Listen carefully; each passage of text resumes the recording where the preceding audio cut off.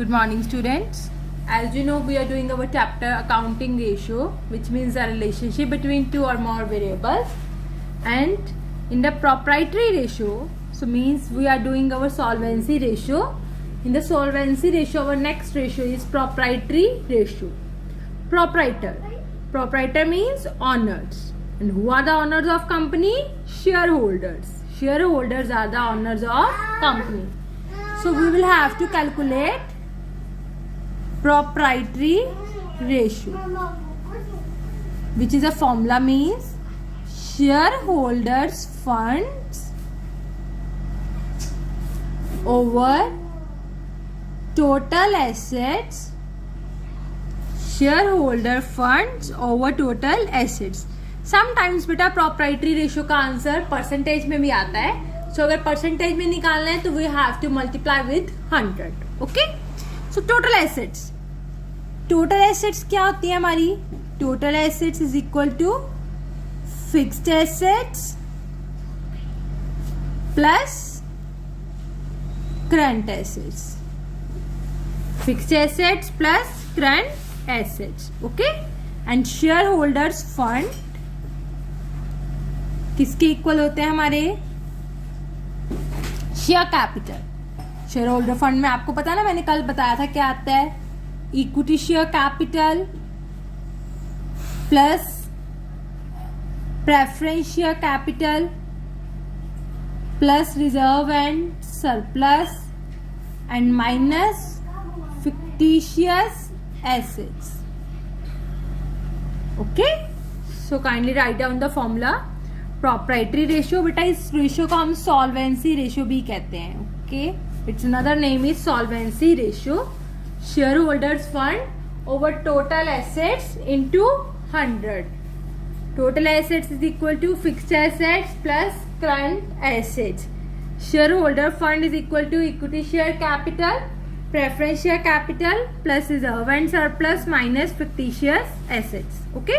आई hope आपको formula clear हो गया हो. So now we will do our sum related to proprietary ratio.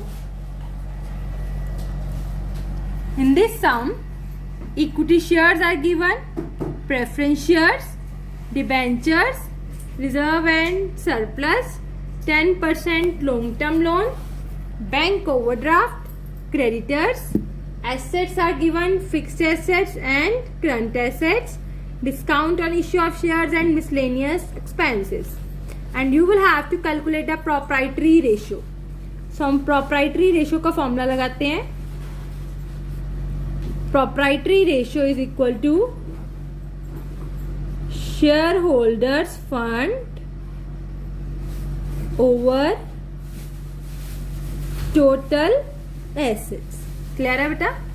तो हमें दोनों चीजें निकालनी पड़ेंगी, शेयर होल्डर फंड और टोटल एसेट्स. पहले मैं टोटल एसेट्स निकाल लेती हूँ. Total assets is equal to fixed assets plus current assets. सब में देखते हैं. Fixed asset is 6 lakh and current asset is 4 lakh. So total assets are 10 lakh. Okay. Total assets आ गए हमारे पास, दैट इज 10 लाख. अब आपको और क्या निकालना है? Share holders fund. Share holders fund इसमें क्या आता है? Share capital, equity share capital that is 5 lakh, preference share capital that is 1 lakh, reserve and surplus that is 1,10,000, 1,10,000 and minus there is fictitious assets. कौन से एसेट्स माइनस होते हैं? Fictitious assets. कौन से हमारे ये? Discount on issue of shares and miscellaneous expenses. ये दोनों बेटा फिक्टिशियस एसेट्स होते हैं जो कि राइट ऑफ होते हैं. कितने हैं? 10,000 10,000. 5 lakh plus 1 lakh 6 lakh. 6 lakh plus 1,10,000, 7,10,000, 7,10,000 minus 10,000, 7 lakh minus 10,000 that is 6,90,000. So 6,90,000 upon 10 lakh. हम अपना आंसर निकाल लेते हैं. 6,90,000 upon 10 lakh, that is 0.69. So our answer is 0.69 ratio 1. So kindly look at this sum carefully. ये भी देख लो बेटा फॉर्मूला. अब मैं आपको इसके रिलेटेड एक और सम करवाती हूँ. Next we will do our next sum. So kindly listen this sum carefully. In this sum almost we will solve our 6 ratios. Okay. बेटा हमें बैलेंस शीट गिवन है.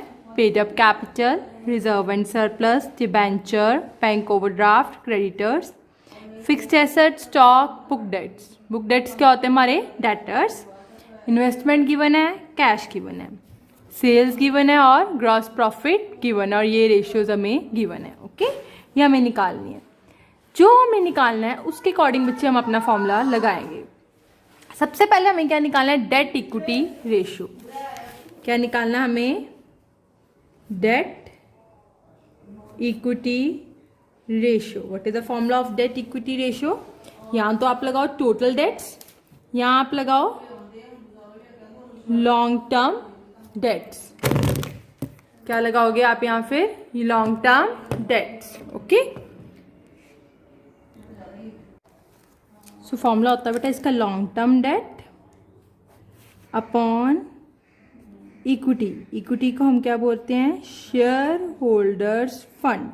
ठीक है, इसको हम डेट अपॉन इक्विटी भी लिख सकते हैं. ठीक है, शेयर होल्डर फंड को हम और क्या लिख सकते हैं, equity.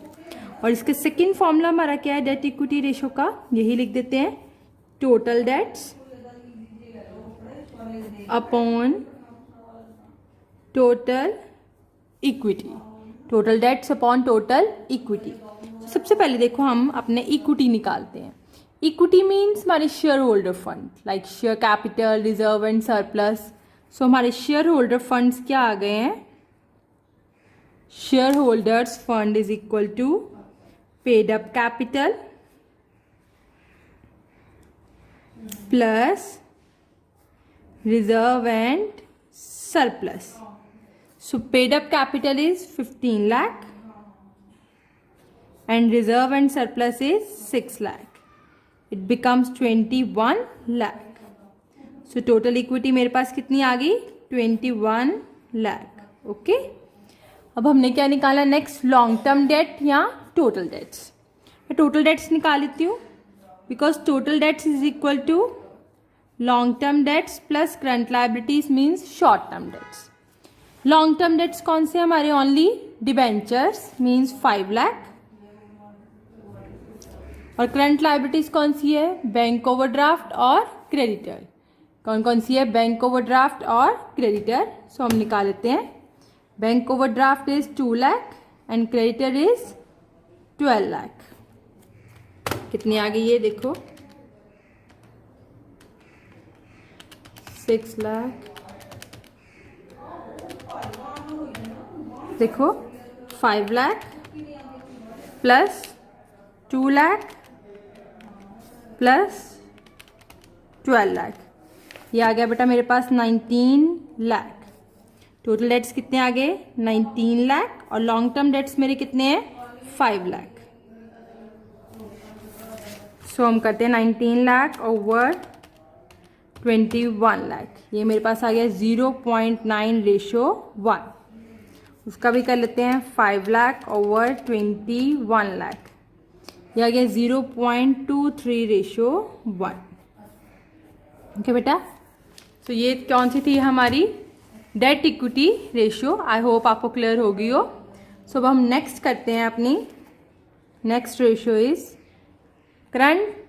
Next ratio is current ratio. So what is the formula of current ratio, that is current assets over current liabilities. क्या फॉर्मूला है, current assets over current liabilities. So current assets हम निकाल लेते हैं पहले कौन सी है. तो करंट लाइबिलिटीज तो हमारी यही आ गई ना, लॉन्ग टर्म डेट और करंट लाइबिलिटीज.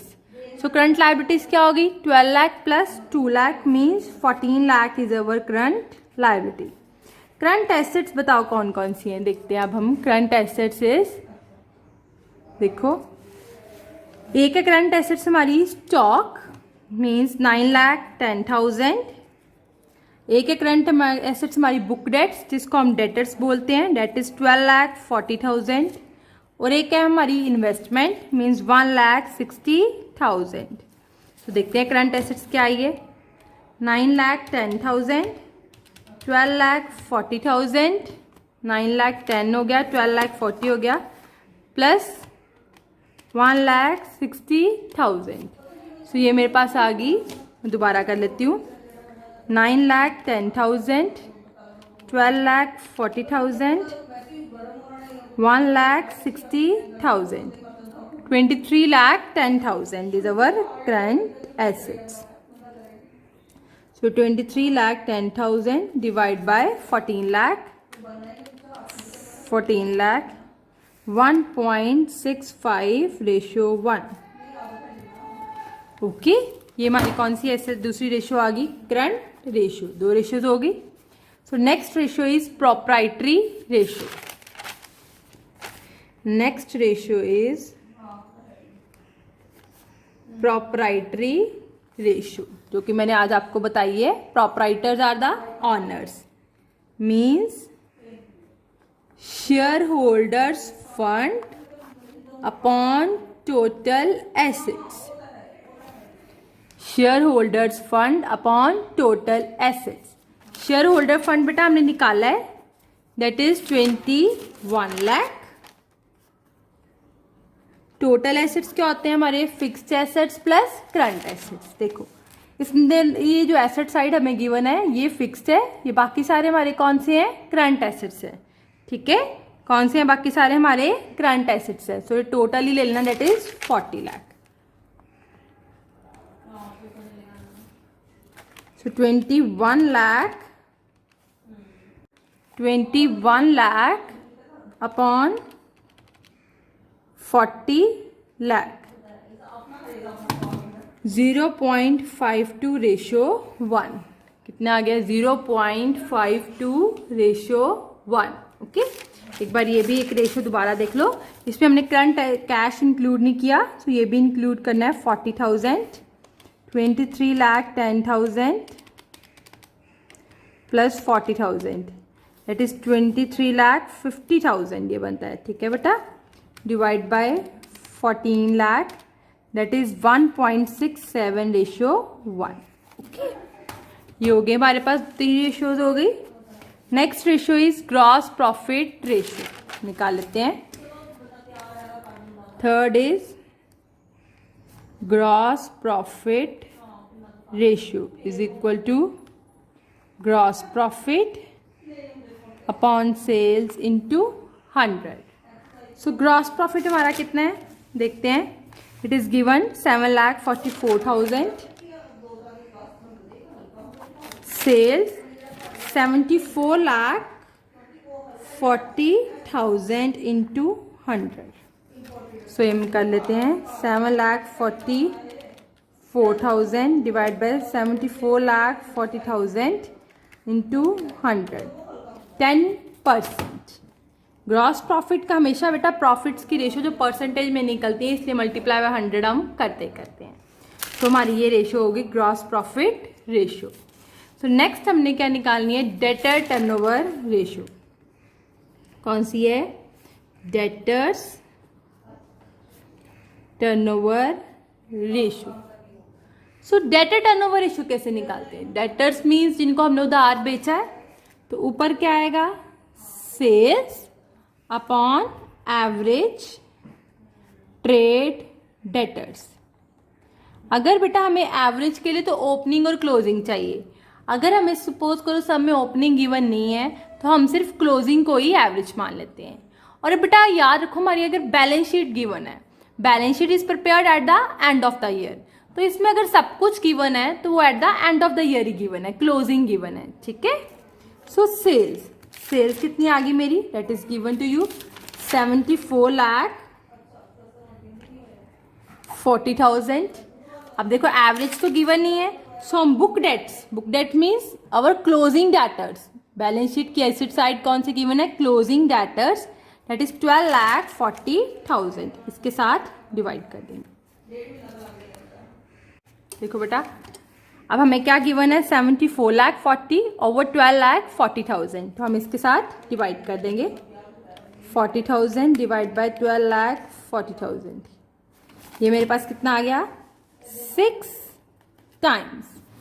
कितना आ गया मेरे पास, ये 6 times. Okay, so were last ratio is stock turnover ratio. Stock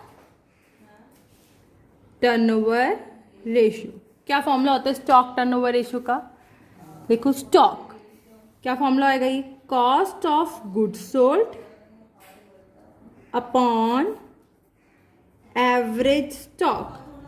same with this, अब एवरेज स्टॉक के लिए हमें ओपनिंग और क्लोजिंग चाहिए। अगर हमारे पास ओपनिंग गिवन नहीं है तो हम क्लोजिंग को ही क्या मान लेंगे, एवरेज स्टॉक। ओके, देखो बैलेंस शीट की एसेट साइड हमारे पास स्टॉक गिवन है डेट इज 9,10,000। ये हमारा कौन सा स्टॉक है, closing stock. Then cost of goods sold हम निकाल लेते हैं, sales minus gross profit. Sales is 74,40,000 and gross profit is 7,44,000. 40,000 minus 7,44,000, 66,96,000.